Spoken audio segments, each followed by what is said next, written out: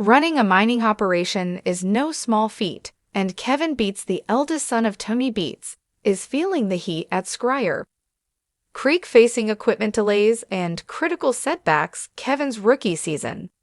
As a mine boss has been anything but smooth after investing over $1 million into his operation, the pressure to start sourcing and bringing gold is mounting. However, the challenges seem relentless. Kevin Beets approached Parker Schnabel once again, but this time Parker turned him down. Work trucks stuck in the mud and a flooded drainage ditch have compounded the crew struggles. The problem hit a breaking point when the water overwhelmed the site, halting production with no immediate solutions in sight. The team's frustration grew. A dewatering pump was the only solution. But Kevin didn't have one on hand, a major oversight for a mining boss. The situation underscored the importance of planning and preparedness in an industry where time is money. Kevin's first attempt to solve the problem was to turn to his father, Tony Beets, whose reputation as a hard-nosed mining veteran precedes him. Tony was 3 miles away at the Indian River site and had the pump Kevin desperately needed. However, Tony played hardball. When Kevin explained his dire need, Tony informed him that the pump was currently in use and wouldn't be available for several days. The delay was a severe blow to Kevin's timeline. Every day without the pump meant more money lost and increased pressure to get production underway. Tony's tough stance was a reminder of the competitive nature of the mining business. Even among family members, Kevin's deadline was slipping further out of reach, and his stress levels were rising. With his back against the wall, Kevin decided to reach out to Parker Schnabel for help, hoping the seasoned mine boss might be more sympathetic to his plight. Parker's noon's response. Parker Schnabel, known for a sharp business acumen and no-nonsense attitude, was not about to make things easy for Kevin. When Kevin left him a voicemail requesting the dewatering pump, Parker's response was as blunt as it was revealing. "I'm not going to jump to attention when you phone me," Parker stated. For him, the issue wasn't just about the pump, it was about Kevin's lack of foresight. Pumps are one of the most critical components of any mining operation. That's why we have at least 20 of them, Parker explained. "Not having a spare pump makes me feel completely unprepared, and I feel the same way about every single piece of equipment on the mine site. Most of mining comes down to avoiding situations where you're left scrambling." Parker's refusal to help wasn't rooted in malice, but in principle. His words carried a deeper lesson in the high-stakes world of gold mining. Being prepared for the unexpected is not optional, it's essential. Parker's tough love served as a wake-up call for Kevin, who is now left to grapple with the consequences of his oversight. Ultimately, Kevin had no choice but to return to Tony. After a few tense days, Tony's pump became available, and Kevin was able to get his operation back on track. However, the delay had already cost him valuable time and money. More importantly, it highlighted the steep learning curve Kevin faces as he steps into his role as a mine boss. The entire ordeal underscored a harsh reality. Mining is an unforgiving industry where mistakes can have costly repercussions. Kevin's struggles at Schnabel Creek are a testament to the challenges of managing a mining operation, from logistical hurdles to interpersonal dynamics. While he eventually resolved the pump issue, the experience was a stark reminder of the importance of preparation and self-reliance. Parker's decision to ignore Kevin's plea wasn't just about teaching a lesson.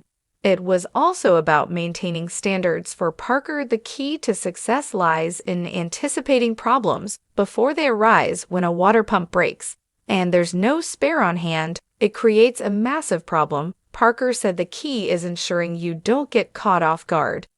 This philosophy has been a cornerstone of Parker's success. By ensuring his crew is equipped with the necessary tools and resources, he's been able to avoid the kind of setbacks that have plagued Kevin's operation. For Kevin, the experience was a humbling reminder that being a mine boss requires more than just hard work. It demands foresight, adaptability, and a willingness to learn from mistakes as the season progresses. Viewers will be watching closely to see if Kevin can rise to the occasion. Will he take Parker's lesson to heart and improve his preparedness, or will the pressures of mining continue to overwhelm him? One thing is certain: the road ahead won't be easy. Kevin Beats' journey at Schnabel Creek is far from over. With Sling finally underway, the crew faces a tight 3-week deadline. Their goal targets the challenges they faced so far have tested their resolve, but the experience has also provided valuable lessons. Whether or not Kevin can apply those lessons remains to be seen. In the world of gold mining, every decision counts. For Kevin, Parker's tough love may have been difficult to swallow, but it could ultimately be the catalyst for his growth as a leader. As the young mind boss continues to navigate the trials of Schnabel Creek, one question lingers: will he emerge stronger from the experience,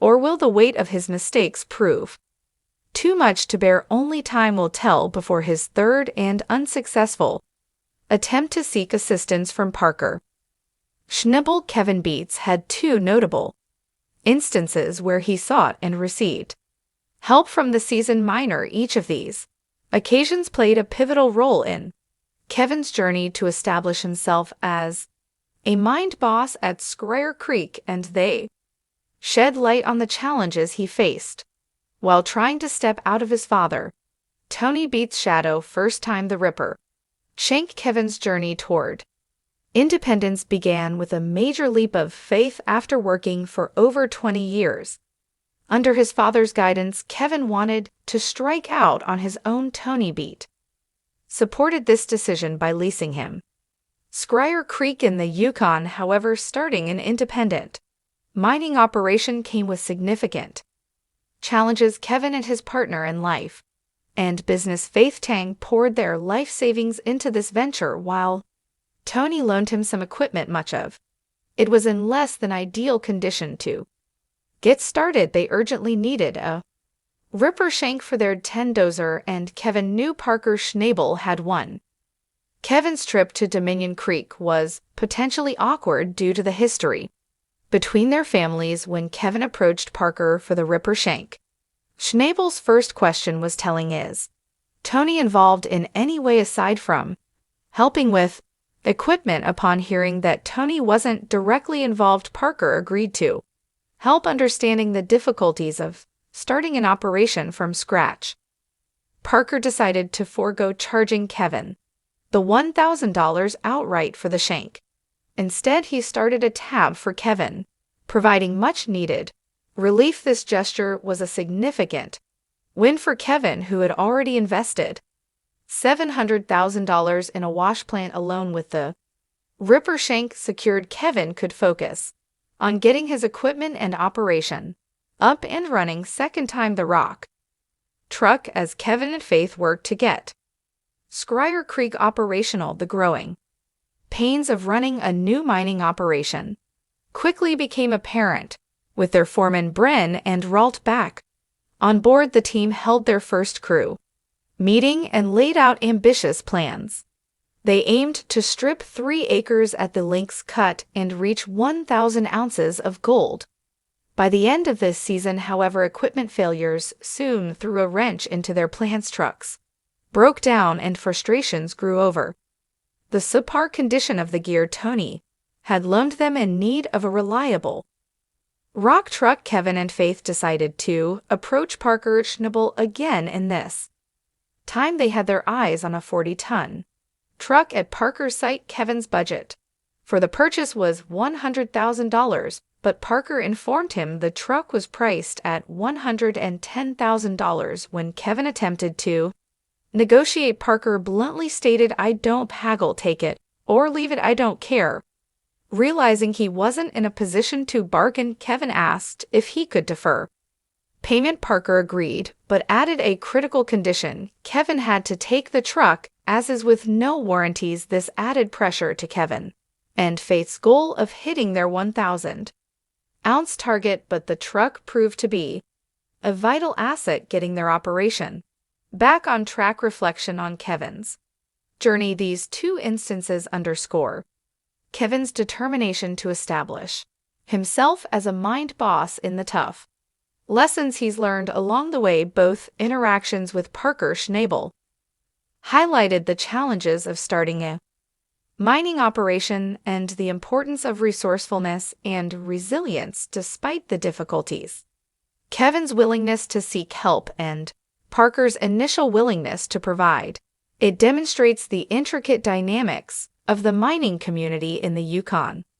While Parker ultimately refused Kevin's third request for assistance, these earlier successes reveal Kevin's ability to navigate tough situations and find solutions as Kevin continues to forge his own path. It remains to be seen how these lead will shape his future in mining.